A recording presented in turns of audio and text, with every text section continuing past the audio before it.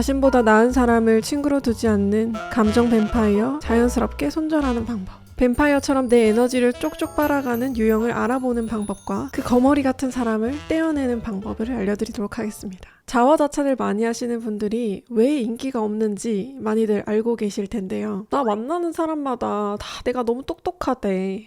사람들이 나를 너무 많이 찾아서 피곤해. 사실 사람들이 많이 찾는 사람은 이런 말을 자기 입으로 하지 않습니다. 오늘 볼까? 내가 갈까? 같이 이거 해보자. 응? 연골고리를 만들고 애를 쓰고 본인이 부탁해야지만 만나지는 관계임을 스스로 자각하지 못하는 경우가 많습니다. 그렇다면 많은 이들이 본인을 원한다는 것을 왜 본인 입으로 그렇게 말을 하고 다닐까요? 사실 이거 하나만으로도 많은 걸 추측해 볼 수가 있습니다. 첫 번째, 자기가 외톨이가 아님을 증명하고 싶고, 두 번째, 본인이 선택받았으니 본인이 주류이다 이런 것을 증명하고 싶고, 세 번째, 사회적으로 영향력이 있음을 알리고 싶고, 네 번째, 그 이야기를 듣고 있는 사람으로 하여금 질투, 시기, 동경, 존경 이런 감정들을 얻고 싶은 것이죠. 그렇습니다. 사람들이 나를 너무 많이 찾아 라고 말하는 이 감정 뱀파이어들은 그 말을 듣고 있는 여러분들의 반응에서 존재 가치를 느끼는 것이죠. 설령 여러분들의 반응이 부정적이더라도 말이에요. 이웃님들이 그 말을 들었다고 가정해 볼게요. 사람들이 나를 너무 많이 찾아. 이웃님들은 어떻게 반응하실 것 같은가요? 우와, 정말 사람들이 많이 찾는 인기인이시군요 하며 존경이 별로 생길까요? 아니요, 아닐 겁니다. 그렇다고 에이 그건 말뿐이죠. 제가 그 말 어떻게 믿어요? 이러면서 의심을 할까요? 아니요. 아마 그것도 아닐 겁니다. 대개는 그렇구나, 그런가 보다 이렇게 의미 없는 말로 한 귀로 듣고 한 귀로 흘릴 거예요. 존재 가치를 느낄 수 없게끔 무반응으로 대응해주면 이런 사람들은 천천히 떨어져 나갈 수밖에 없습니다. 자신이 어떤 말을 해도 어떤 행동을 해도 영향을 끼칠 수가 없다는 걸 피부로 와닿은 이 감정 뱀파이어들은요, 또 다른 먹잇감을 찾아 감정 사냥에 떠날 것입니다. 그렇다면 여기서 드는 의문은 감정 뱀파이어는 왜 나를 먹잇감으로 삼았을까? 인데요. 거기엔 아마 많은 이유들이 있을 겁니다. 첫 번째로 사회 통용상 흔히 하는 리액션을 감정 뱀파이어가 자신에게 보내는 에너지 신호로 받아들였을 가능성입니다. 두 번째로 이웃님의 유년 시절에 이 감정 뱀파이어와 비슷한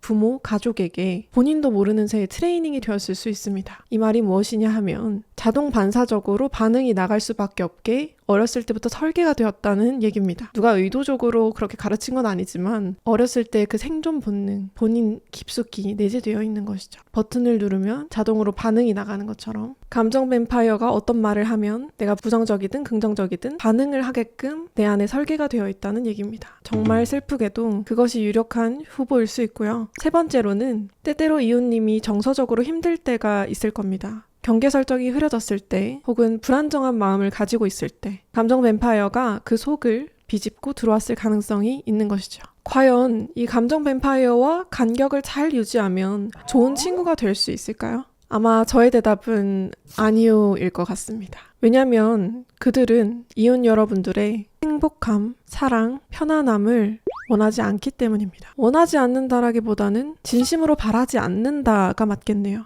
자기중심적인 사람들은 타인의 감정에 별로 관심을 가지지 않습니다. 높은 확률로 그 감정 뱀파이어는 자기 자신에게도 감정이 무감한 경우가 많습니다. 감정을 다루는 법을 유년 시절에 배우지 못했고 감정이 무시받아지는 이 환경에서 자랐을 가능성이 굉장히 높습니다. 네. 맞습니다. 감정 뱀파이어는 자기 자신이 무엇을 잘못하고 있는지 인지하지 못하고 있는 것이 가장 큰 문제입니다. 이웃님에게 감정을 착취하고 있다는 것을 인지하지 못하고 있기 때문에 이웃님이 입 밖으로 그걸 꺼내는 순간 감정을 너무 많이 쓰게 하는 것 같아. 네가 나에게 어떤 반응을 바라는지 난 잘 모르겠어. 이런 얘기들을 꺼내는 순간 이웃님을 비난하고 더욱 힘들게 할 가능성이 높습니다. 혹시 여기까지 영상을 보고 계신 분들 중에 자기 자신이 감정 뱀파이어라는 생각이 드시는 분들이 있나요? 이 세 가지에 해당한다면 아마 맞을 겁니다. 첫 번째, 가끔 상대가 화를 낼 때 웃음이 터져 나올 때가 있다면, 두 번째, 상대가 본인이 한 말로 인해서 감정을 쏟아내고 있을 때 아무런 상관이 없는 제3자처럼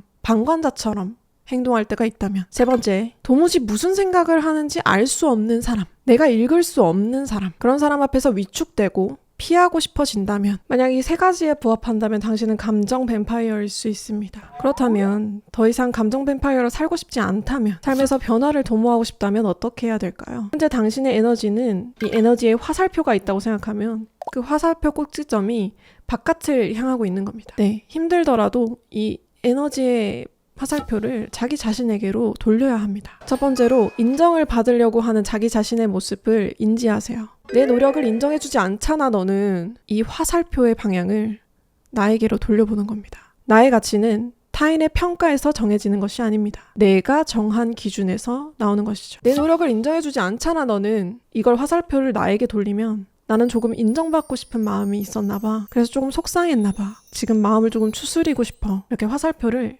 나에게로 돌려야 합니다. 두 번째로는 상대를 바꾸려고 하는 것을 인지해야 합니다. 너가 나한테 사과해야 내가 마음이 풀리지. 네가 잘못한 거잖아. 네가 먼저 시작한 거잖아. 상대는 내가 통제할 수 없는 대상입니다. 화살표를 스스로에게 돌리면 질문 자체가 변하죠. 과연 이 대화를 이어나가는 게 나에게 도움이 될까? 어떤 대우까지 받아들이고 어디서부터 거리를 둘 건가? 나는 지금 설득하려는 과정인가? 이해하려는 과정인가? 과연 내가 할 수 있는 건강한 선택은 무엇일까? 세 번째로는 끊임없이 비교하려는 자기 자신을 인지해야 합니다. 타인의 성공이나 행복에 기뻐하지 못하고 초조해지는 자기 자신을 발견하세요. 나의 시선이 끊임없이 타인의 속도와 결과를 쫓고 있지 않은지 점검하세요. 삶의 기준이 내가 아니게 되면 조급해지면서 나와 타인, 모두를 깎아내리게 됩니다. 자, 그럼 화살표를 자신에게로 돌려볼까요? 난 어제보다 오늘 무엇이 성장했는가? 내가 원하는 삶에 오늘 조금 더 가까워졌는가? 스스로의 비교 대상을 현재의 나와 과거의 나로 두는 겁니다. 나를 탐구하고 나를 공부하고 나를 바라보는 것에 익숙해지면 비로소 타인을 탐구하고 이해하고 바라볼 여유가 생깁니다.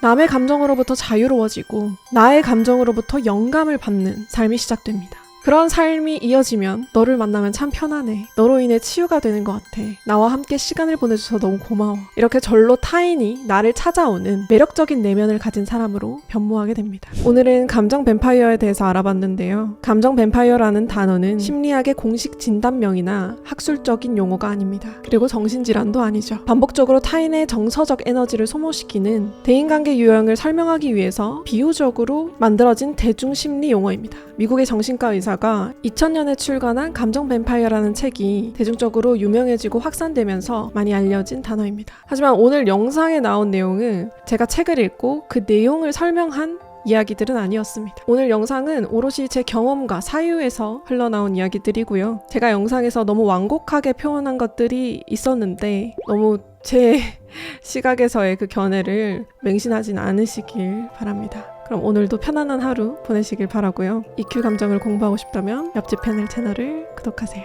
구독은 많은 힘이 됩니다.